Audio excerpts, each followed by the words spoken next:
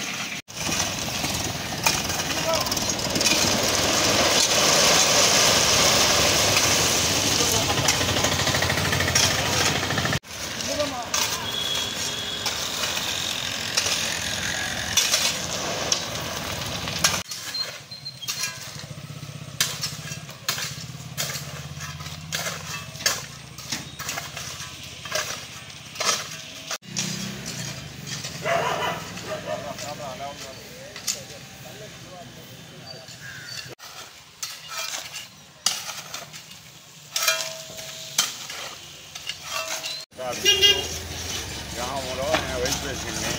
ఈ విధంగా మన రోడ్డు పుత్తూరు రోడ్డు మరీ గుంతలు పడిపోయి ప్రయాణికులకు ఇబ్బందిగా ఉన్నందువల్ల ఈరోజు ఈ భారీ దశకు తీసుకొచ్చి ఈ గుంటలు పుట్టడం జరుగుతుంది. అదేవిధంగా చాలా దగ్గరలో మన పుత్తూరు సాయిబాబా గుడి దగ్గర నుండి సినిమా హాల్ వరకు మొత్తం గుంటలన్నీ ఈరోజు పూడుస్తున్నాము. ఈ విధంగా ప్రజలకు ఇబ్బంది లేకుండా చేస్తున్నాము. గవర్నమెంట్ కూడా ఇది స్పందించి కొంచెం తారు రోడ్డు మళ్ళీ వేసేటట్టుగా ఎమ్మెల్యే గారిని కోరుకుంటున్నాను.